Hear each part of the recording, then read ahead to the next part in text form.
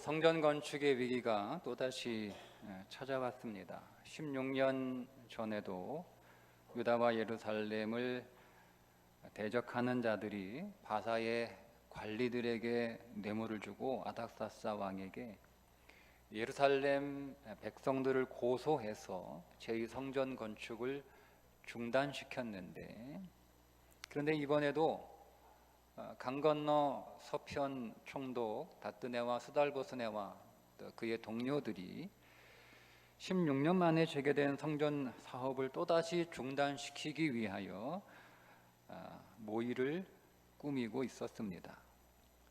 16년 만에 아주 어렵게, 정말 어렵게 성전 건축을 재개했는데 또다시 위기를 맞이하게 되었을 때 아주 큰 낙심이 되었을 것입니다. 당시 두 지도자였던 총독 스룹바벨과 대제사장 여호수아는 본인들은 그렇게 생각하지 않는데 사람들이 그렇게 생각하니까 이게 정말 작은 일인가?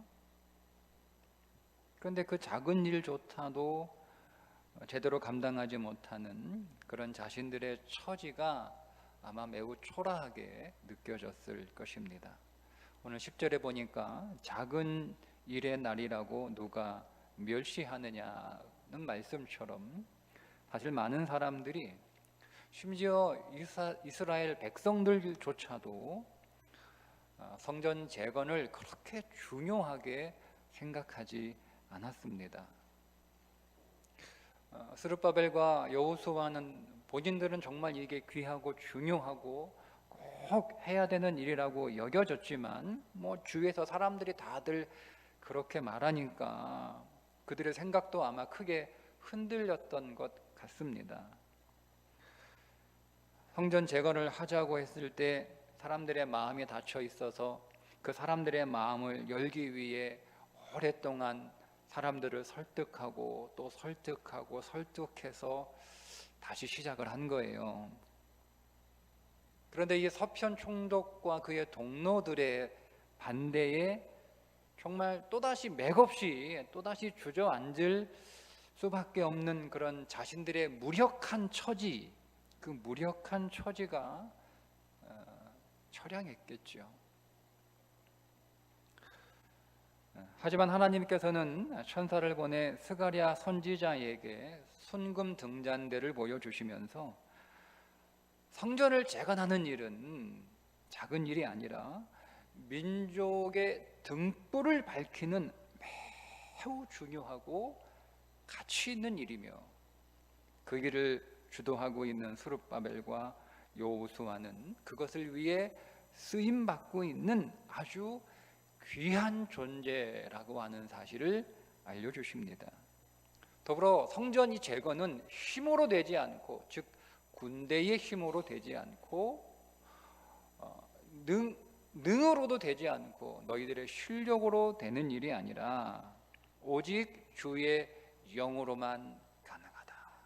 오직 하나님께서 부어주시는 지속적인 성령의 기름 부으심이 있을 때 그 일은 가능하다. 이렇게 말씀을 하시고는 오늘 마지막 14절에 두 지도자를 이렇게 격려해 주시는데, 이르되 이는 기름 부은 받은 자 둘이니 온 세상의 주 앞에 서 있는 자니라.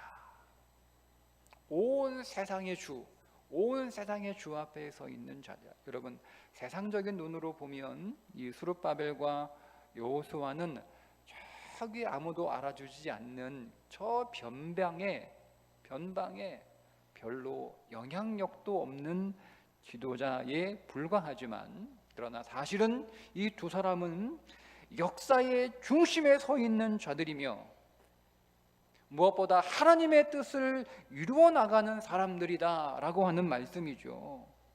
한마디로 이 두 사람은 매우 위대한 일을 하고 있는 매우 위대한 사람이다. 여러분, 이렇게 말씀하시는 겁니다.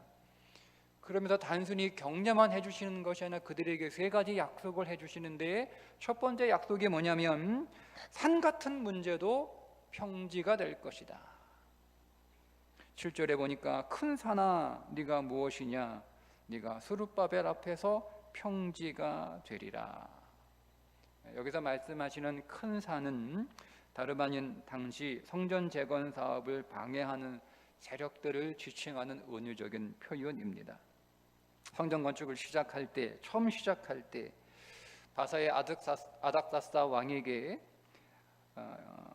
이스라엘 백성들이 성전 재건을 하게 되면 왕에게 세금을 내지 않을 것이다. 여러분, 이렇게 모함을 해서 성전 건축을 중단시켰습니다. 그리고 다시 16년 만에 재개되었을 때 서편 총독이 그리고 그의 동료들이 그 당시 바로 그 바사 페르시아의 왕이었던 다리오에게 성전 건축의 법적 근거가 있느냐, 그 법적 근거를 한번 확인해 달라, 뭐 이렇게 왕에게 탄원을 하게 되죠. 그런데 놀랍게도 오히려 그 일로 인하여 그 성전 건축, 성전 재건은 법적 근거가 있는 일이라고 하는 것이 확인이 되었고, 다리오 왕에 의해서 신속하게 그리고 순조롭게 신속하게 진행되도록 모든 지원을 아낌없이 하라, 이렇게 된 거예요. 오히려 성전 건축이 또다시 중단될 위기가 오히려 기회가 되어서 4년 만에 그 성전 재건을 완료하게 되었습니다. 두 번째 약속은 뭐냐면 기념비적인 일이 될 것이다. 7절 마지막 나머지 부분, 그가 머릿돌을 내놓을 때에 우리가 외치기를 은총이 그에게 있을지어다. 그 머릿돌이 뭡니까? 건물이 완공이 되면 그 완공 기념으로 세우는 돌이죠. 근데 아직 성전 건축이 끝나지 않았어요. 그런데 성전 건축의 완공을 기정사실로 보고 말씀하시는 거예요. 산에서 머릿돌을 떠오는 것을 보고 사람들이 그 광경을 볼 때 멋지다, 아름답다, 이렇게 외친다는 겁니다. 지금은 이들 앞에 있는 이 사건이 정말 자기들을 좌절시키고 낙담하게 하고 그렇게 실망하게 하는 일처럼 보이지만 사실은 그들은 결국 승리하게 될 것이고, 지금의 큰 문제, 골치 아픈 문제, 머리 아픈 문제, 정말 가슴이 답답한 문제, 잠 못 이루는 이 문제가 시간이 지나고 나면 하나님의 은총 안에서 감사와 찬송의 이유가 될 것이다. 문제가 오히려 기념비적인 사건이 된다는 거예요. 그리고 세 번째, 그래서 결국 이 일을 책임진 두 지도자 스룹바벨과 여호수아는 위대한 인생이 될 것이다. 여러분 14절을 다시 보세요. 이르되 이는 기름 부은 받은 자 둘이니 온 세상의 주 앞에 서 있는 자니라. 온 세상의 주이신 하나님 앞에, 주님 앞에 이 사람들이 왜 서 있어요? 왜 서 있어요? 네, 상 받으려고 서 있는 거예요. 상 받으려고 서 있는 거예요. 세상적인 안목으로 보면 초라한 사람이에요. 초라한 사람이에요. 변방에 이름 없는 사람이에요. 그런데 여러분, 사실은 이 둘은 하나님께서 특별히 선택하여 하나님께 부름받은 사람들이고, 하나님의 특별한 은혜를 입은 자들이고, 하나님께서 특별히 기름을 부은 자들이고, 그래서 하나님 나라의 선민 공동체를 위해 아주 귀하게 쓰임 받는 위대한 사람이었던 것이죠.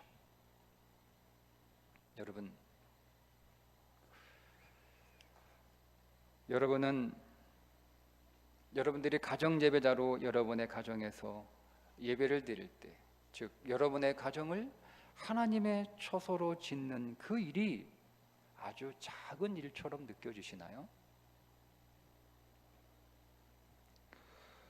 누군가는 가정 예배를 드린다라고 하는 것이 그렇게 대단한 일로 여겨지지 않을 수 있어요. 그래서 뭐 이렇게 말할 수도 있겠습니다. 뭐 가정 예배 그거 뭐 대단한 일이라고 뭐 그거 자랑해. 나는 뭐 오늘 당장이라도 내가 오늘 집에 돌아가면 나는 당장이라도 오늘 가정 예배 할 수 있어. 그게 뭐 대단하다고. 내가 언제라도 마음 먹으면 나는 그냥 가정 예배 그냥 하면 되는 거 아니야?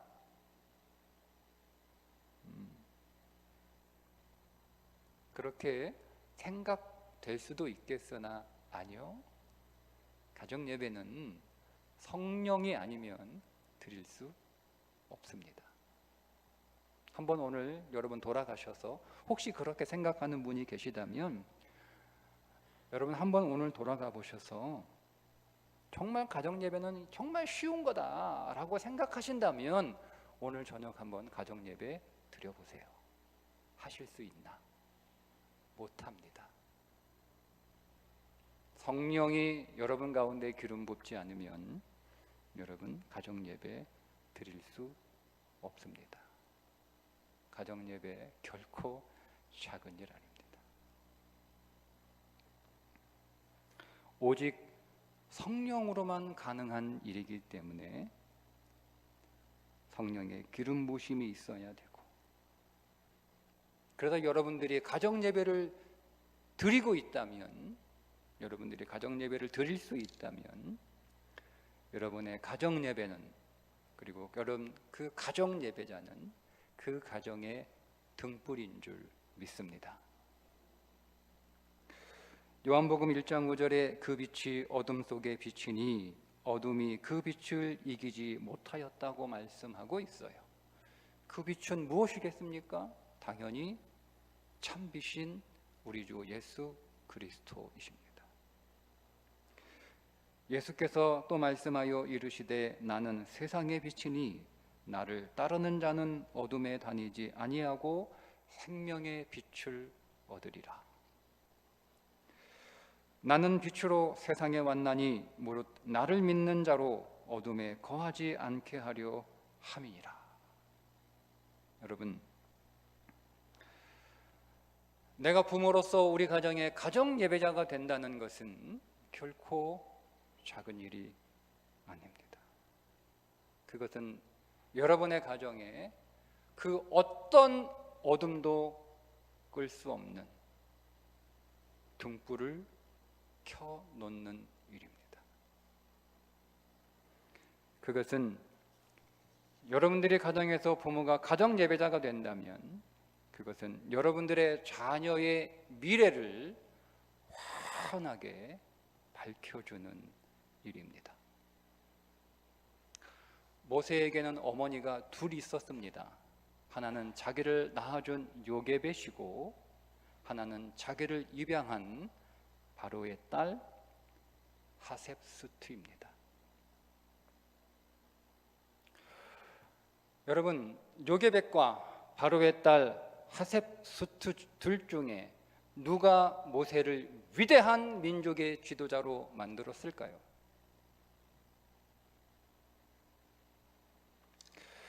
바로의 딸인 하셉수트는 당시 애굽의 실세였습니다. 그의 남편 트트모스 2세가 원인을 모를 병으로 어느 날 갑자기 죽어요. 그래서 남편과 궁녀 사이에 태어난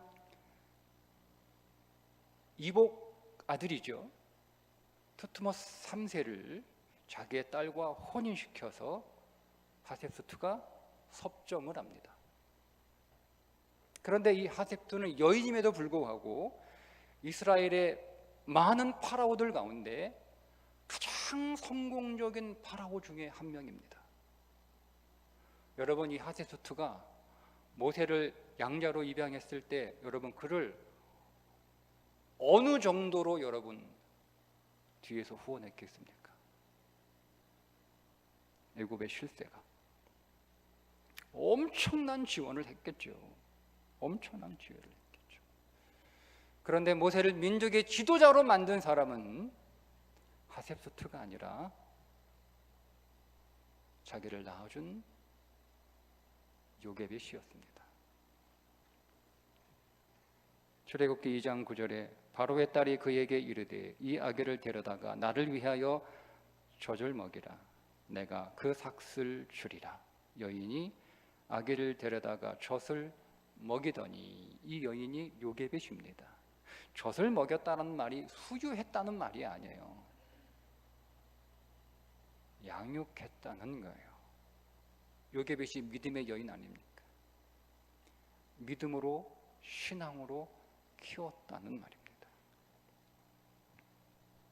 여러분, 위대한 인생은 세계를 호령하는 애굽의 금은 보화도 아니고 그 애굽의 도서관에 있는 많은 책들도 아니고 지혜를 자랑하는 애굽의 많은 지혜로운 스승들이 아니었습니다.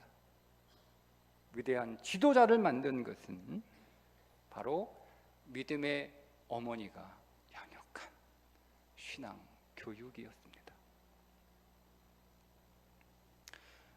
영국의 역사자 토마스 칼라일이 영국은 요한 웨슬레가 아니었으면 망했다고 평가합니다. 망해가는 영국을 요한 웨슬레가 구원했다고 일반 역사학자가 요한 웨슬레를 평가합니다. 그 요한 웨슬레의 어머니가 수산나이죠. 19명의 자녀를 두었습니다. 수산나는 창세기를 펴놓고 그 창세기를 읽어가며 아이들에게 말을 가르치고 그 창세기를 읽어가며 아이들에게 글자를 가르치고 그 창세기로 아이들에게 성경을 가르쳤습니다. 19명의 자녀들을 한 사람 한 사람 일일이 수산나가 돌아가면서 한 명씩 데리고 성경 공부를 했습니다. 웨슬레는 5살 때부터 어머니로부터 성경을 배웠다고 합니다. 아이들이 걷기를 시작할 때면 꼭 일주일에 하루 그 아이의 손을 잡고 감옥에 가고 병원에 가고 양로원을 함께 방문하면서 이웃 사랑의 정신을 키워주었다고 합니다. 저녁 6시부터 9시까지 하루도 빠짐없이 가정예배를 드렸습니다. 가정예배를 다 마치고 나서 아이들이 잠자리에 들기 전 잠자리에 아이들을 앉혀놓고 수산나는 이렇게 묻습니다. 얘들아, 너희를 누구라 하느냐? 네, 우리는 위대한 아이들입니다. 누가 너희를 위대하다고 하였느냐? 하나님께서 우리를 위대한 사람이라고 하셨습니다. 그러면 너희들은 지금 무엇을 하고 있느냐? 네, 우리는 위대한 역사를 창조하고 있습니다. 누가 그 일을 시켰느냐? 네, 우리를 위대하게 쓰시기를 원하시는 하나님께서 그 일을 우리에게 시키셨습니다. 요한 웨슬레는 이렇게 회고합니다. 나는 내 어머니가 만든 작품이다. 내 인생의 영원한 스승은 성령님이셨고 나를 만든 분은 그 성령님의 지시에 순종한 나의 어머니였다. 여러분, 가장 위대한 부모는 누구일까요?